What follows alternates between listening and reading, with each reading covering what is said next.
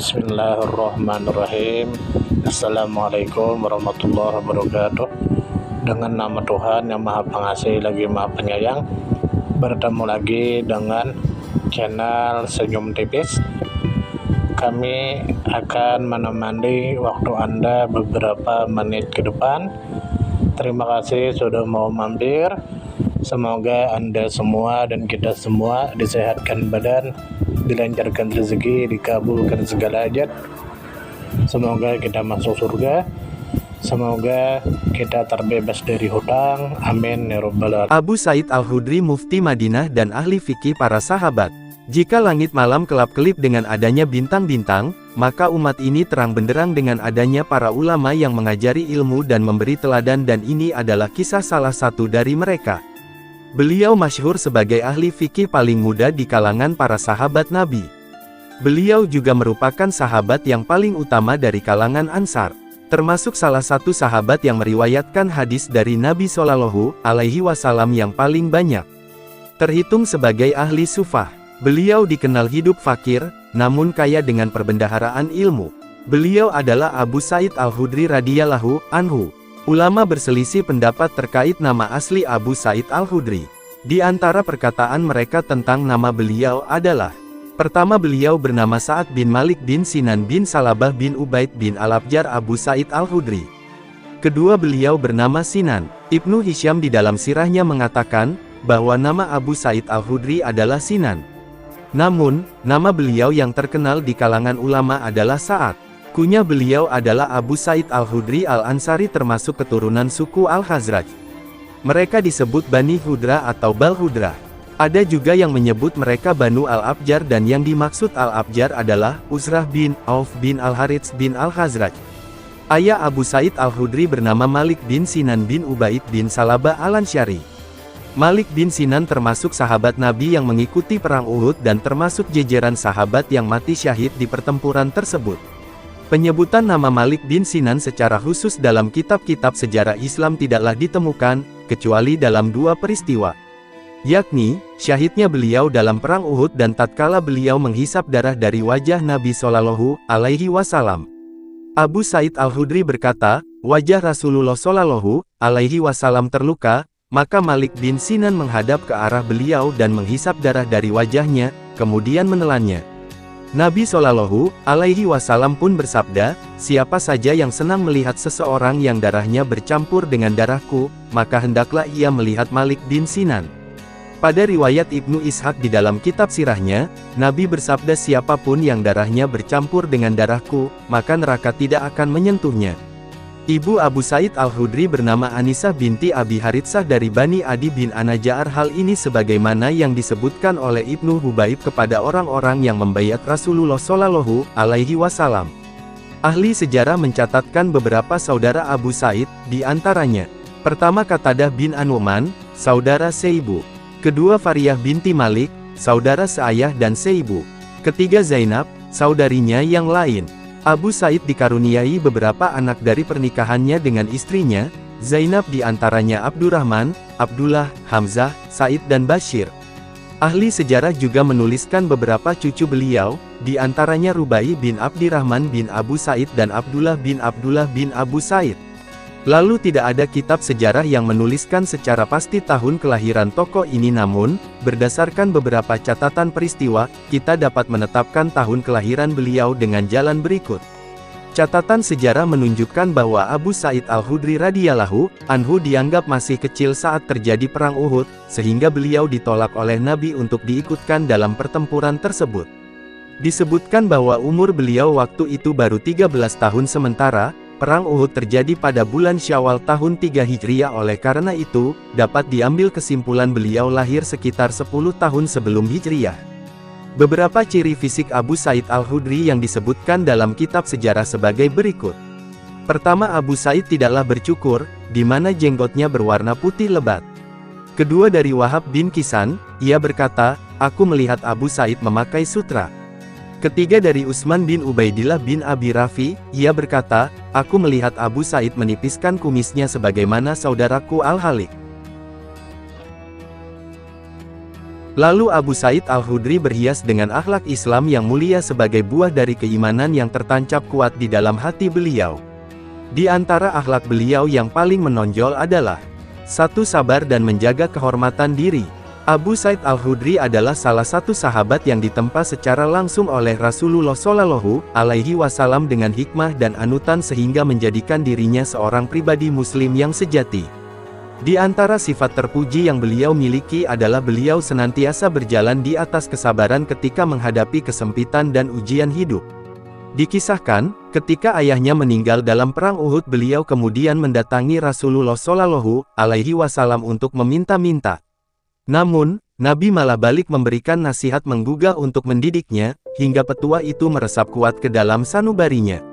Abu Said Al-Khudri menceritakan kisah tersebut dari jalur Utaibah, anaknya sendiri, di mana Abu Said berkata, "Ayahku meninggal pada perang Uhud sebagai syahid, dan tidak meninggalkan harta untuk kami sepeser pun.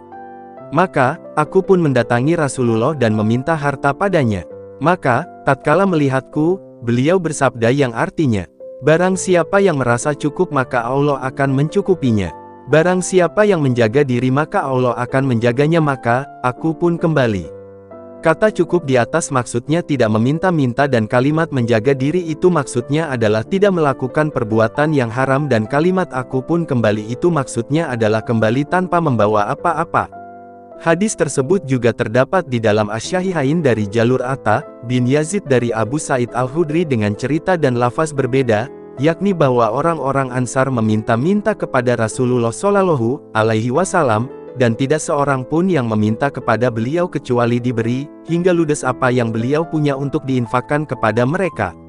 Beliau kemudian berkata kepada mereka, "Kebaikan di sisiku tidaklah tersisa, kecuali telah aku berikan kepada kalian.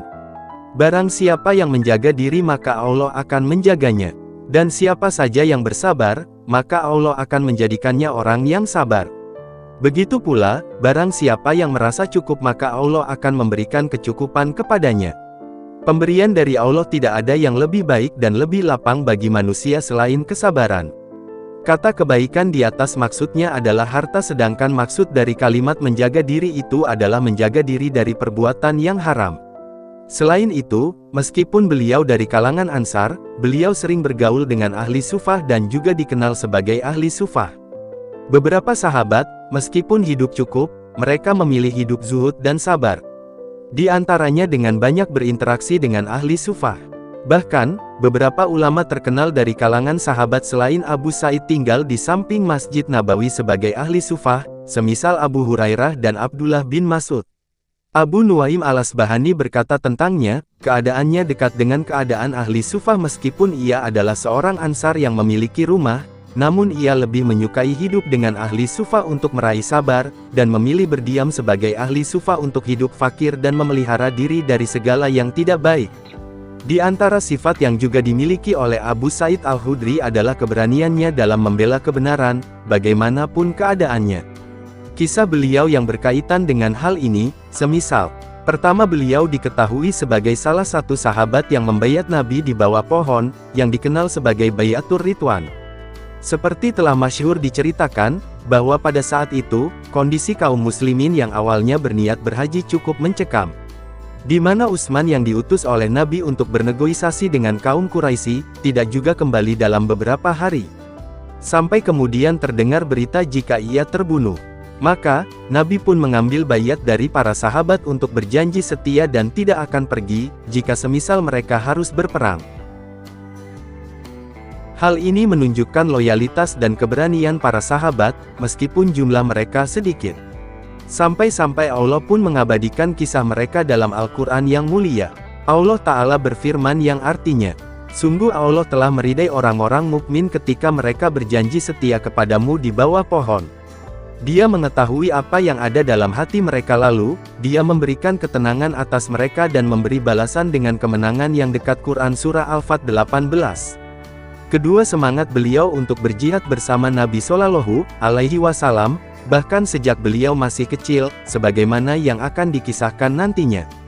Disebutkan dalam buku sejarah, bahwa beliau mengikuti 13 peperangan bersama kaum muslimin, baik yang diikuti oleh Nabi secara langsung maupun yang bentuknya ekspedisi pengiriman satuan militer atas perintah Nabi di antaranya.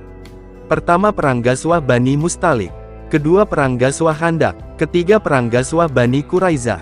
Keempat, Perang Ghazwah Hudaybiyah. Kelima, ekspedisi Syariah Bashir bin Sa'ad ke Fadak. Keenam, ekspedisi Syariah Alqamah bin Mujessas. Ketujuh, Perang Ghazwah Mu'tah. Kedelapan, ekspedisi Syariah Abdurrahman bin Auf ke Duma al-Jandal. Kesembilan, Perang Fatul Makkah. Kesepuluh, Perang Ghazwah Hunain. Kesebelas, Perang Ghazwah Tabuk. Kedua belas, Perang Ghazwah Ukaidir di Duma al-Jandul. Ketiga belas, ekspedisi Syariah Ali bin Abi Thalib ke Yaman.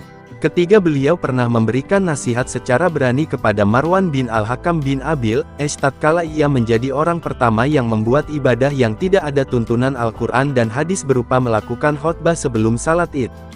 Padahal Marwan pada saat itu tengah menjabat sebagai Khalifah Bani Umayyah di Syam. Peristiwa tersebut disampaikan di antaranya melalui jalur Tariq bin Syihab, di mana ia berkata, orang pertama yang memulai khutbah Id sebelum salat adalah Marwan. Maka, ada seseorang berdiri dan berujar kepadanya, salat Id itu seharusnya didahulukan sebelum khutbah. Marwan menimpali, hal tersebut sudah ditinggalkan. Maka Abu Said berkata, adapun orang ini telah menunaikan apa yang seharusnya aku mendengar. Rasulullah Shallallahu Alaihi Wasallam bersabda yang artinya barang siapa yang melihat kemungkaran, hendaklah ia mengubahnya dengan tangannya. Jika ia tidak mampu, maka dengan lisannya. Dan jika tidak mampu juga, maka dengan hatinya, dan yang demikian itu adalah selemah-lemahnya iman. Keempat, mengutamakan orang lain. Abu Said Al-Khudri juga dikenal dengan sifat itsar atau mendahulukan orang lain dibanding diri sendiri. Sebagian orang yang menulis biografinya mensifatinya demikian dengan berkata ia seorang yang mendahulukan orang fakir. Maka itsar ini merupakan kebiasaan baik dan akhlak yang mulia yang para sahabat dipuji oleh Allah dengan berfirman yang artinya dan mereka mengutamakan atas diri mereka sendiri, sekalipun mereka dalam kesusahan. Quran Surah Al-Hasyr ayat 9. Hingga jadilah para sahabat itu sebagai generasi Qurani yang tiada taranya. Generasi salaf yang diteladani dalam akhlak mulia, dan satu di antara mereka adalah Abu Said Al-Khudri radhiyallahu anhu. Kitab sejarah juga tidak menyebutkan cerita dan awal mula keislaman Abu Said Al-Khudri radhiyallahu anhu, namun nampak bahwa beliau termasuk penduduk Madinah yang pertama-tama memeluk agama Islam. Hal ini terlihat jelas pada sikap pemuda terdidik ini. Bagaimana ia mendudukan Islam dalam dirinya, begitu juga kedalaman iman di dalam dirinya, sehingga mendorong dirinya untuk ikut berjihad pada perang Uhud bersama Nabi. Padahal umurnya pada waktu itu masih 13 tahun. Namun, usia belia tidak menghalangi niatnya untuk turut serta dalam pertempuran besar tersebut. Pada saat perang Uhud, Rasulullah Shallallahu Alaihi Wasallam menyeleksi sahabat yang akan berangkat berjihad, di antaranya berdasarkan usia. Sekelompok sahabat yang masih remaja ditolak oleh beliau dan tidak diizinkan menyandang senjata di hari itu. Satu di antara sahabat muda tersebut adalah Abu Said Al-Khudri. Pada saat itu, Abu Said masih berusia 13 tahun. Kisah penolakan dan pemulangan Abu Said Al-Khudri diceritakan sendiri olehnya, di mana ia berkata, aku mengusulkan diri untuk ikut perang Uhud pada Nabi Shallallahu Alaihi Wasallam, sementara usiaku masih 13 tahun. Ayahku pun menggenggam tanganku seraya berkata, ya Rasulullah, anak ini memiliki tulang yang sangat besar. Nabi Shallallahu Alaihi Wasallam pun mengamatiku dari atas ke bawah kemudian membenarkan ayahku. Namun, beliau Shallallahu Alaihi Wasallam kemudian memerintahkan ayahku sambil bersabda, kembalikan anak itu.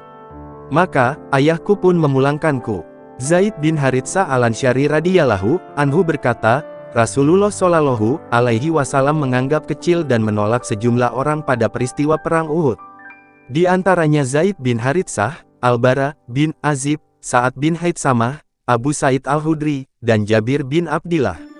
Abu Said Al-Khudri meriwayatkan hadis sebanyak 1170 buah hadis, dan termasuk urutan ke-7 sahabat periwayat hadis terbanyak setelah Abu Hurairah 5374 hadis, Abdullah bin Umar 2630 hadis, Anas bin Malik lebih dari 2286 hadis, Bunda Aisyah 2210 hadis, Abdullah bin Abbas 1660 hadis, dan Jabir bin Abdillah 1540 hadis radhiyallahu anhum ajmain. Abu Sa'id Al-Khudri termasuk sahabat yang memiliki ingatan yang sangat kuat. Ia sama sekali tidak menuliskan hadis-hadis di dalam kitab, namun ia menghafalkan keseluruhan hadis yang ia riwayatkan. Tentang hal ini, ia pernah berkata kepada muridnya, "Janganlah engkau tulis hadis-hadis, dan jangan engkau jadikan ia sebagaimana Al-Quran, akan tetapi, hafallah dariku sebagaimana aku menghafalnya." Di kesempatan lain ia berkata, "Ambillah hadis-hadis sebagaimana aku mengambilnya dari Rasulullah Shallallahu Alaihi Wasallam." Abu Sa'id Al-Khudri jugalah yang meriwayatkan hadis larangan Nabi untuk tidak menuliskan selain Al-Quran. Rasulullah Shallallahu Alaihi Wasallam bersabda, "Janganlah kalian tulis dariku, selain Al-Quran, dan siapapun yang menulis sesuatu dariku selain Al-Quran, maka hendaklah ia menghapusnya." Salah satu mufti dari kalangan sahabat. Pakar sejarah menyebut Abu Sa'id Al-Khudri sebagai salah satu sahabat yang biasa berfatwa.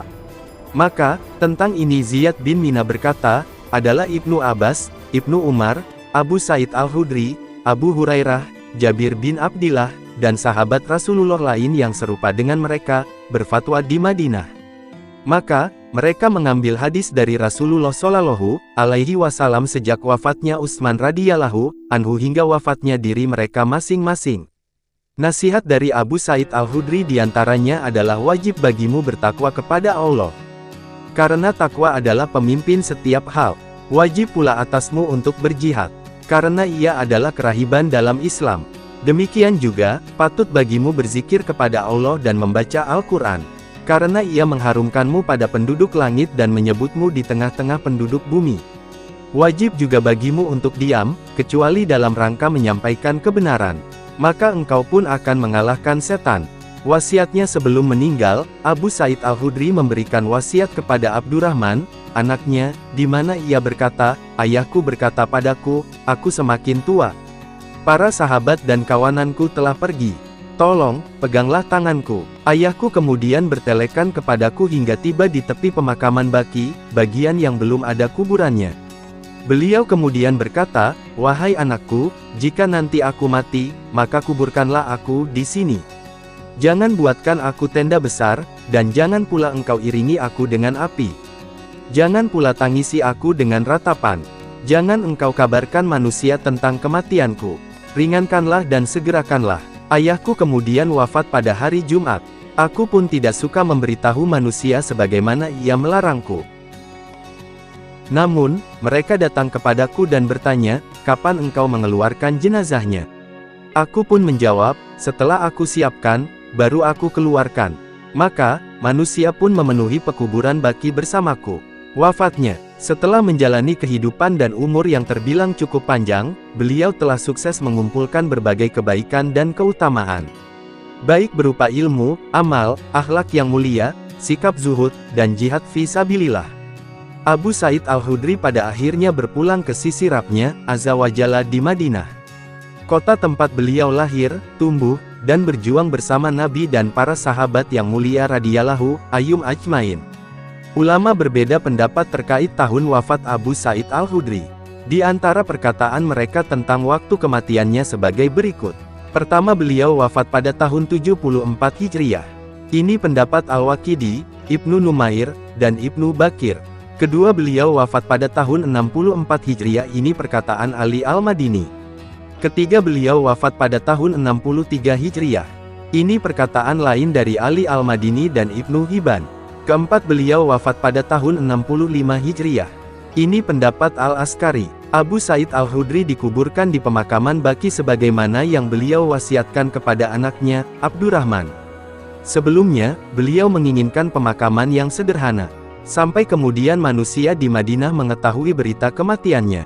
Mereka pun berbondong-bondong menghadiri penguburan jenazahnya, sehingga pekuburan Baqi pun tumpah ruah dan penuh dengan manusia. Semua itu sebagai bentuk penghormatan mereka terhadap Abu Sa'id Al-Khudri yang mereka kenal telah menjadi mufti di Madinah dalam waktu yang cukup panjang. Begitu juga kisah kepahlawanan, kesahajaan, kesabaran, dan teguhnya beliau dalam memberikan nasihat, serta beramar ma'ruf nahi mungkar kepada manusia. Semoga Allah mengumpulkan kita bersamanya, dan seluruh sahabat radhiyallahu anhum ajmain di surganya kelak, tempat yang penuh kenikmatan nan abadi.